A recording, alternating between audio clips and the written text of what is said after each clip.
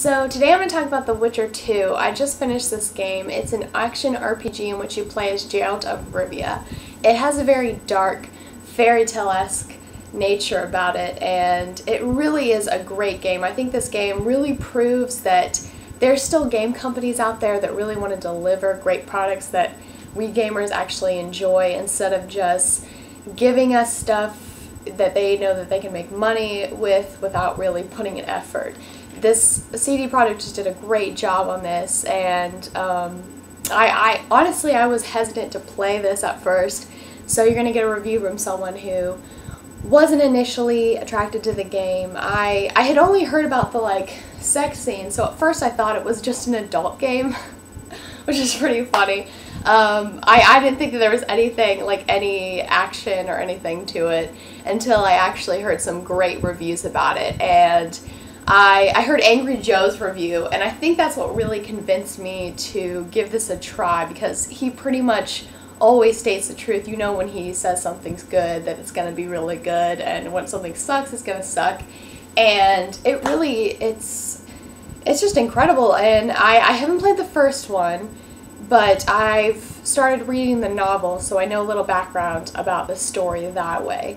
And I think if you haven't played this, I'm going to try to keep this spoiler free. If you have, you can also put your input about this and what you thought about it. The best part about this game to me was the characters. I mean, there were so many great characters in this game, and even the NPCs, you could talk to any of the non-playable characters and just see some great, hear some great voice acting, have some great backstory. They really put an effort into making some good characters. Other than the prostitutes, there wasn't really much depth to them, other than you could have sex with them, but I'm pretty sure that's the only non-playable characters that I felt didn't really have that type of depth. But I'm pretty sure they aren't supposed to express that depth when they're, doing their job. But my Geralt is a very neutral character. That's something I appreciated about his character, was that you aren't penalized for going either on the, a negative route or a positive route. There's not this sense of this is the moral choice and this is the choice that you need to make. And he just assumes a very neutral role, and that way you can better project yourself onto him.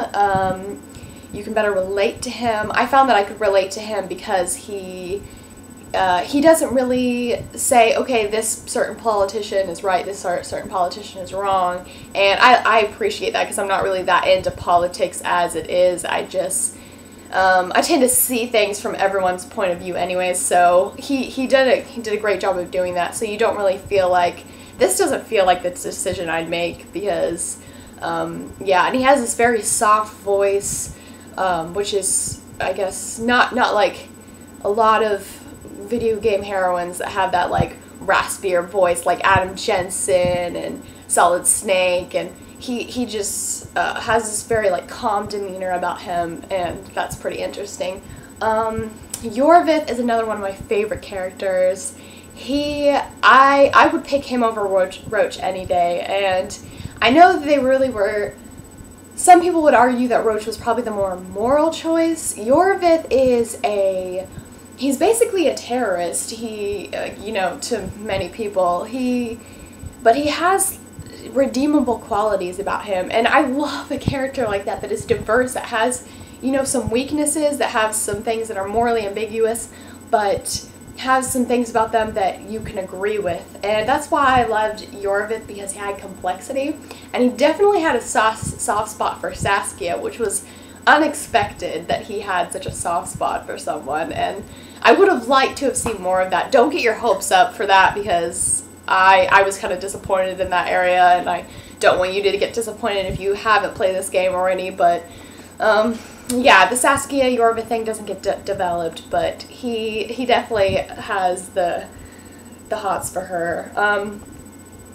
Yeah, I don't really know what more to say about, well, Roach, I don't know what to say about him. He kind of came off as a dick to me, but I hear that if you follow his path, there's another relationship that you can develop between, well, I wouldn't say relationship, but there's another sex scene that you would have between Geralt and the one girl with the short hair. I don't know what her name is because I didn't follow that path, but she seemed like an interesting character, and she has an interesting backstory from what I've read about her. So that could be one way to play the game again and pick Roach, but I will never pick Roach. I'll always pick Iorveth because he's so kick-ass, and he just, like, he blows Legolas out of the water for me. Like, I used to have the biggest crush on Legolas, like, and I always have, but he's, like, the top elf to me now. He's so awesome. Like, your Triss is my Iorveth. Like, if you have a thing for Triss, like, Iorveth, oh my gosh, I just love Iorveth. But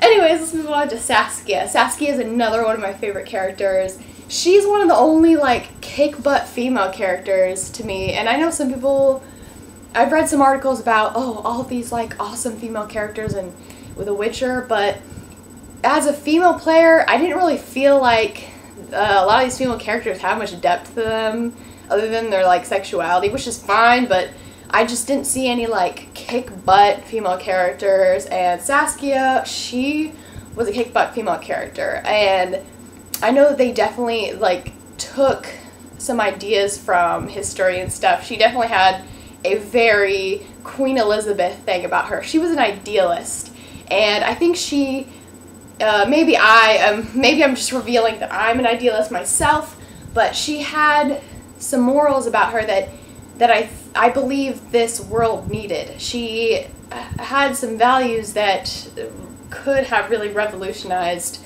this world. She believed in, cooperation between non-humans and humans, and prejudice between non-humans and humans is so large between every other, like, Witchers and wizards hate each other, and non-humans and humans hate each other. It just seems like everyone hates each other, and here is Saskia the Dragon Slayer, and she just has these awesome views about everyone uniting and fighting for the same cause, and I just thought that was really great. I just loved her. She was bold, and she was attractive, and she just had a lot going for her, and I would wish that they put more of her. Like, I felt like they didn't really do her justice, I guess, but I don't want to spoil anything. I won't say anything more. The graphics were fantastic. I mean, some of the best graphics out there right now in the RPG world. The graphics were great. Even on the 360 version, if you play on the PC, it will obviously be a lot better because the PC always has better graphics.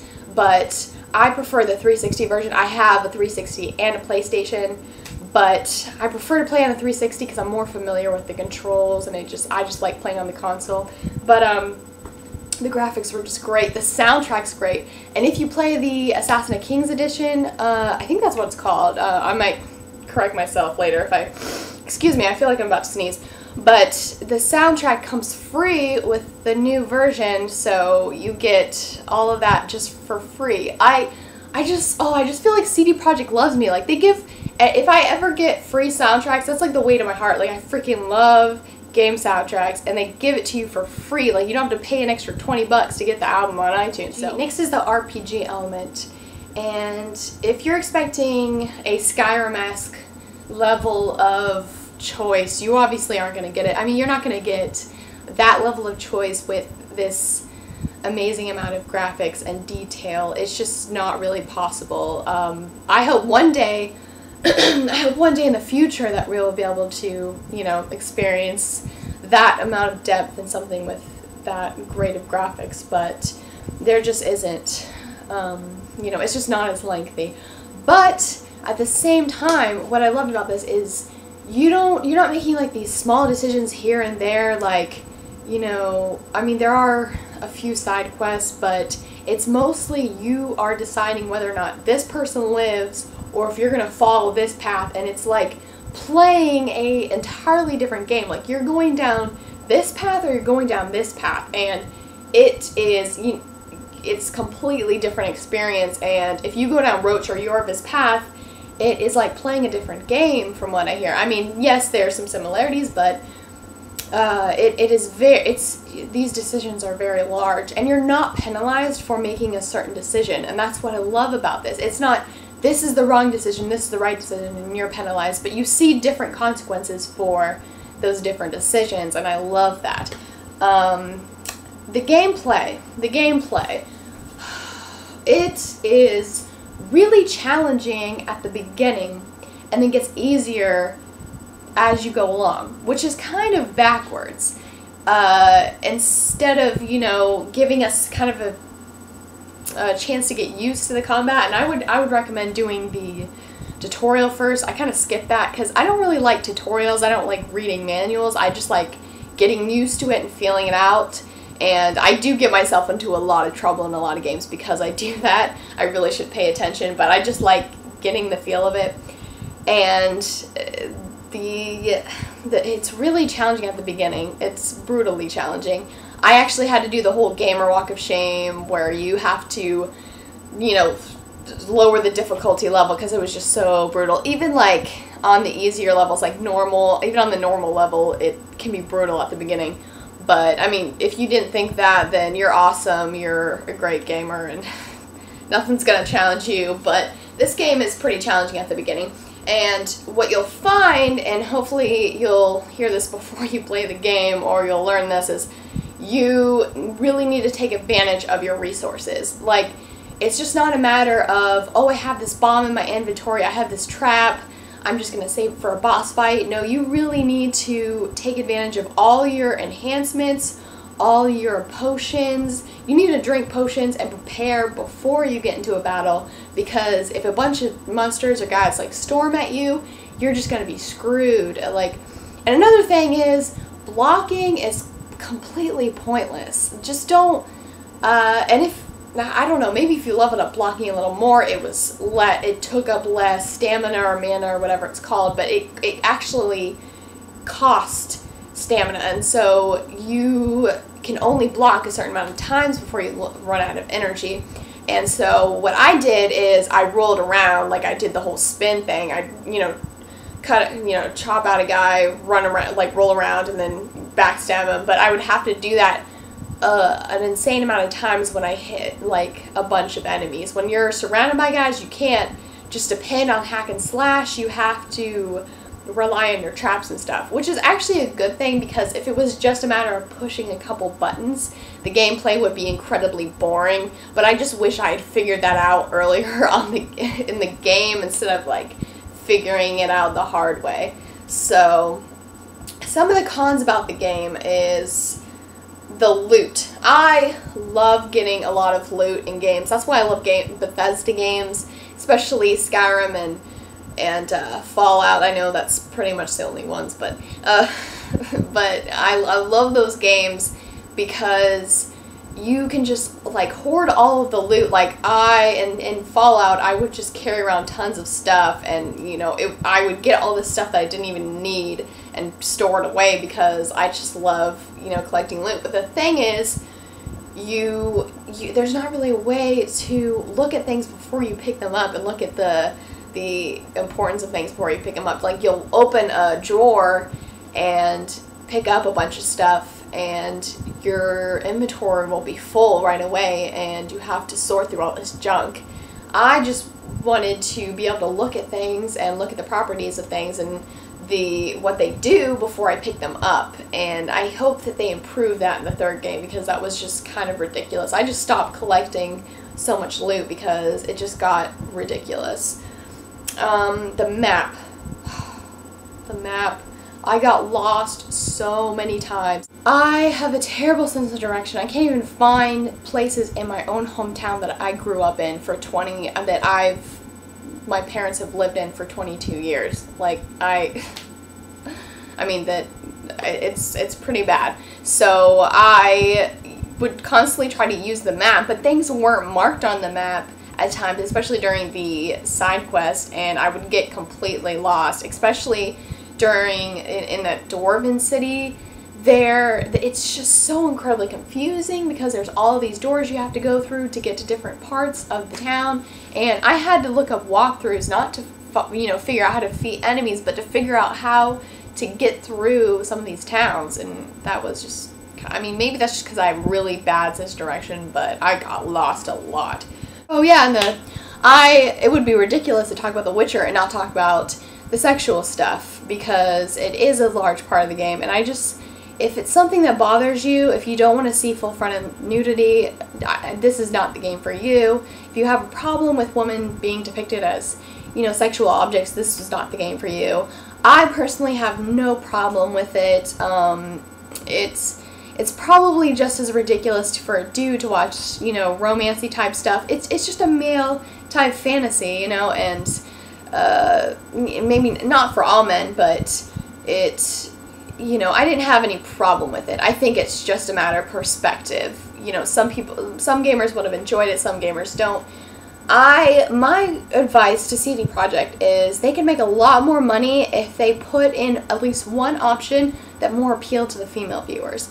Because I feel like a lot of girls wouldn't want to play this game just because of all of the sex, and they would maybe want to play it if it had more sex with a story to it. It's not something like, I don't know what Fox News has said about what girls think. I know they say this is just a guy thing, but girls will want to see sex scenes if they have more of a story to it, if they have more of a romantic storyline to it. And I'm sure that it's possible for Geralt to kind of fall for someone, even though I don't think he would stick with one girl. He's a stud, and that's just his personality. I don't have any problem with that.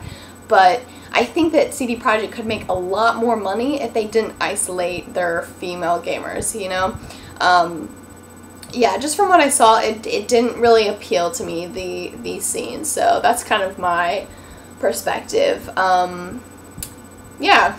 I don't really know what more to say about that. So I like this game.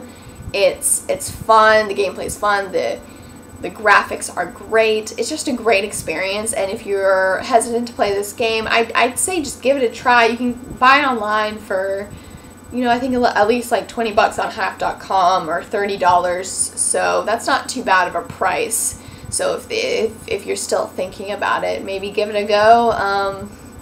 And let me know what you thought about the game if you played.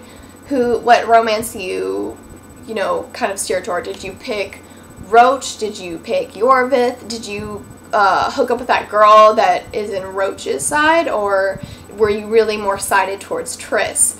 I like Triss. I didn't talk about her much, but I thought she was cute. She kind of had a fun personality, but they didn't really she's not in much of the game, so that's why I didn't really talk about her much, which is surprising because they did a lot of advertisements with her. She was in the Polish Playboy, I think, too, but she wasn't in much of the game. So yeah, if you want to see more reviews from me, please subscribe and remember to comment and like. Thank you guys. See you later.